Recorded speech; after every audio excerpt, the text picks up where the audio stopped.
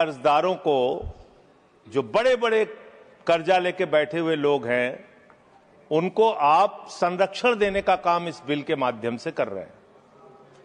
और मैं इसको इस रूप में भी कहूंगा कि बैंकों में आम आदमी का पैसा जमा है, मान्यवर, किसान का, मजदूर का, कर्मचारी का लाखों करोड़ रुपए जमा रहता है।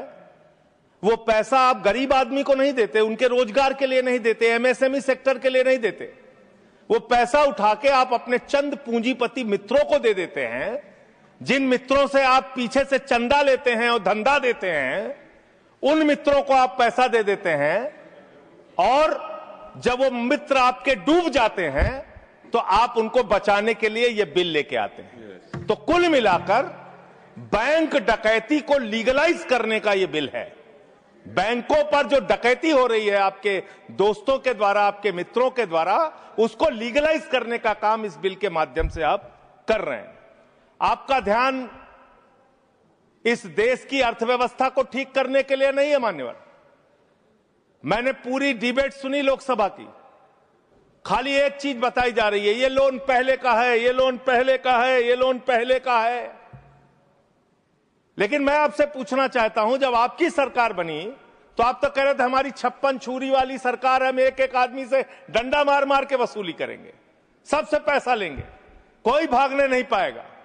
लेकिन आपके राज में, मोदी जी के राज में 9,000 करोड़ रुपए लेके विजय माल्या भाग गया, 20,000 करोड़ रुपए के लेके नीरव मोदी, मेहुल चौकसी भाग गया, 6,000 करोड़ रुपए लेके नितिन संदेशरा भाग गया, 2,500 करोड़ रुपए लेके ललित मोदी भाग गया।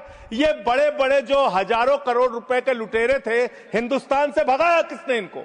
आपने भगाया, ये गुनाह आपने किया। इसलिए आपको देश की अर्थव्यवस्था को ठीक करने का आपकी मंशा नहीं है। आपकी जो 56 छुरी वाली सरकार थी, उन्होंने तो इन लोगों को भगाने का काम किया, इन लोगों को निकालने का काम किया, सेफ पैसेज देने का काम किया। देश की जनता लूटी गई, बैंकों को आपने खाली करने का काम किया। और ऑथेंटिकेट करते हुए मैं आपको बताऊंगा, मान्यवर, ये आपका लोकसभा में दिया गया सरकार का उत्तर है, मेरे घर पे नहीं बना। इसमें आप लोगों ने साफ तौर पे बताया है कि आपने करीब करीब 70% कर्जा 5,44,000 करोड़ में से मात्र 1,60,000 करोड़ रुपए आपने कर्जा वसूला और बाकी सब का सब आपने माफ कर दिया। ये तो बड़ी अच्छी स्कीम है आपकी, बहुत अच्छी स्कीम है। यही स्कीम आप किसानों के लिए लाइए, यही स्कीम आप मजदूरों के लिए लाइए, रेहड़ी पटरी वालों के लिए लाइए, छात्रों के लिए लाइए, छोटे दुकानदारों के लिए लाइए। और कहिए कि अगर 1 लाख रुपए किसी किसान का बाकी रहेगा, 30,000 रुपए दे दे, उसका बाकी कर्जा माफ। कहिए कि अगर 1 करोड़ रुपए किसी दुकानदार का, छोटे व्यापारी का माफ रहेगा, बकाया रहेगा, उससे 30 लाख रुपए लेके 70 लाख रुपए माफ। क्योंकि यही काम तो किया है आपने।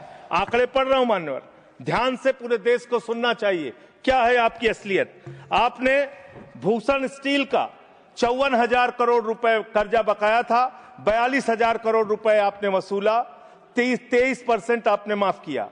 एसआर का, भूषण स्टील का 57,000 करोड़ रुपए बकाया था, 35,000 करोड़ वसूला, 38% आपने माफ किया। 8,000 करोड़ रुपए ज्योति स्ट्रक्चर्स का बकाया था, 55% आपने माफ किया। 91,000 करोड़ जीएचएफएल का बकाया था, 60% आपने माफ किया। भूषण पावर का 48,000 करोड़ रुपए बकाया था, 19,000 करोड़ रुपए वसूला, 60% माफ किया। इलेक्ट्रो स्टील्स का 14,000 करोड़ रुपए बकाया था, 5,000 करोड़ रुपए लिया, 62% आपने माफ किया। मोनेट इस्पात का 11,500 करोड़ रुपए बकाया था, 2,800 करोड़ रुपए वसूला, 75% कर्जा आपने माफ किया। एमटेक का 13,500 करोड़ रुपए बकाया था, 2,700 करोड़ रुपए वसूला, 80% आपने माफ किया।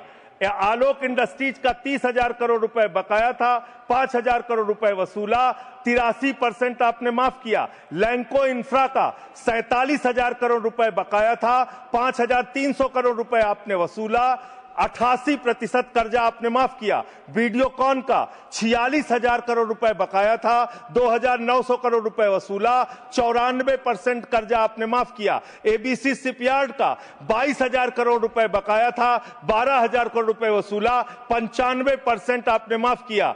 आपने श्रीवास्तवकरण इंडस्ट्रीज का 4800 करोड़ रुपए बकाया था, 320 करोड़ रुपए आपने वसूला, 95% कर्जा आपने माफ किया। मान्यवर, अभी हमारे मित्र पूछ रहे थे हेयर कट क्या है, हेयर कट क्या है, हेयर कट क्या है। हेयर कट का तो मतलब था मामूली सी छूट देनी है, ज्यादा वसूलना है। आपने तो पूरा गर्दन कट कर दिया, पूरा गर्दन कट, यानी कि बड़ा हिस्सा कर्जे का माफ कर दिया और मामूली हिस्सा कर्जे का आपने वसूला। और अगर मैं आपसे ये कहूं कि इसमें आपने रिश्वतखोरी की, भ्रष्टाचार किया, चंदा लेके धंधा दिया, आपने एक ही खाली कंपनी का नाम लूंगा, भूषण स्टील का, जो टाटा को गई, 1500 करोड़ रुपए का चंदा भारतीय जनता पार्टी को टाटा से इलेक्टोरल बॉन्ड और बाकी चीजों के नाम पे आपको मिले हैं।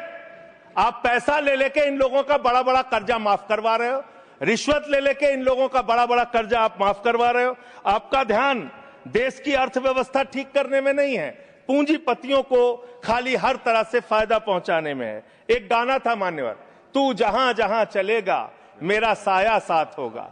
मोदी जी की हालत यही है। मोदी जी गाना बनाए हैं, मैं जहां जहां चलूंगा अडानी का ठेका साथ होगा। ये क्या है? ये क्या है? बांग्लादेश की यात्रा किया 2015 में, अडानी को ठेका मिल गया। श्रीलंका की यात्रा की 2021 में, अडानी को वहां ठेका मिल गया। तंजानिया की यात्रा की 2023 में, अडानी को वहां ठेका मिल गया। केन्या की यात्रा की 2023 में, अडानी को वहां ठेका मिल गया। नेपाल की यात्रा की 2023 में, अडानी को वहां ठेका मिल गया। मलेशिया में 2017 में यात्रा की, अडानी को वहां ठेका मिल गया। 2018 में सिंगापुर की यात्रा की, अडानी को वहां ठेका मिल गया। सर दिखाई नहीं पड़ रहा हूं मैं सर, अडानी को वहां ठेका मिल गया। वियतनाम की यात्रा की 2024 में, अडानी को वहां ठेका मिल गया। इजराइल की यात्रा की 2017 में, अडानी को वहां ठेका मिल गया। तू जहां जहां चलेगा मेरा साया साथ।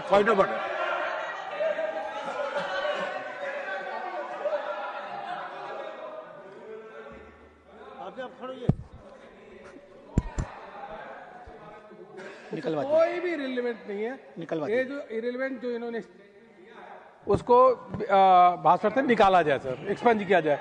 कोई मत। दूसरी बात सर, इतना झूठ आंकड़ा दे रहे हैं, उसका कोई तथ्य दूर दूर तक नहीं है। रिकॉर्ड में चेक करेंगे, हम रिकॉर्ड चेक कर लेंगे। हाँ बोले। अडानी का नाम सुनते ही इन लोगों को 440 वोल्ट का करंट क्यों लग जाता है? मुझे तो समझ में नहीं आता। जैसे अडानी का नाम लो, पूरी की पूरी भाजपा खड़ी हो जाती है। 440 वोल्ट का करंट लग जाता है। यही विषय है कि देश को बर्बाद किया है तुमने, कर्जा दे दे के अपने दोस्तों को भगाया है। अब बिल पे आपका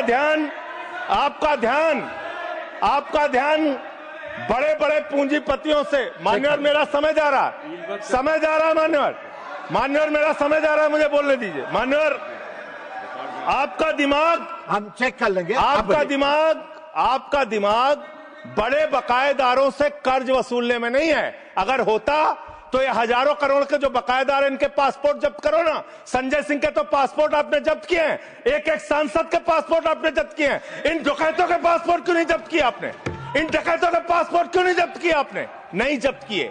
आपका दिमाग क्या है? यूट्यूबर पकड़ना है, न्यूज वाले को पकड़ना है, 4 PM संजय शर्मा का बंद करना है, राजीव निगम का फेसबुक बंद करना है, मुकेश मोहन पे मुकदमा करना है। खाली आपको अपने विरोधियों का गला घोटने के अलावा दिन रात कोई काम नहीं है। खाली आपको अपने चंद पूंजीपतियों को फायदा पहुंचाना है। देश की जनता भाड़ में जाए, कोई मतलब नहीं आपको। नोटबंदी करके आपने देश की अर्थव्यवस्था को बर्बाद किया। आपने एक अपने पूंजीपति दोस्त को हिंदुस्तान की सारी संपत्ति देके देश को बर्बाद किया। आप सिर्फ देश को लूटने वाले लोग हो। आप देश को लूटने का और भ्रष्टाचार करने का और उनसे चंदा लेकर धंधा देने का काम कर रहे हैं। मान्यवर, इस बिल का मैं पूरी तरीके से विरोध करता हूं। अंतिम बात कह के खत्म करूंगा। मान्यवर, एनसीएलटी की बड़ी चर्चा हुई। एनसीएलटी में मान्यवर 30, बस खत्म कर रहा हूं, सबको आपने ज्यादा टाइम दिया, मुझे भी एक आध मिनट दे दीजिए सर। एनसीएलटी में 30,000 केस पेंडिंग है सर, और 270 दिनों में एनसीएलटी को केस का निराकरण करना होता है। एनसीएलटी तो भ्रष्टाचार का गढ़ बन गया है। उनके पास ऊपर से फोन जाता है नेताओं का, इसका इतना माफ कर दो, उसका उतना माफ कर दो। ये अंतिम वाक्य चीफ जस्टिस का मैं बोल के अपनी बात खत्म करूंगा। 48,000 करोड़ रुपए अनिल अंबानी का बकाया था, 430 करोड़ रुपए में सेटलमेंट हो गया। तो सूर्यकांत जी चीफ जस्टिस जी ने कहा, उन्होंने कहा that the insolvency process had become mockery. ये भारत के मुख्य न्यायाधीश का बयान है इंसॉल्वेंसी के बारे में, जिस तरीके से आप लूटखोरी कर रहे हैं। बहुत बहुत धन्यवाद। श्रीमान अयोध्या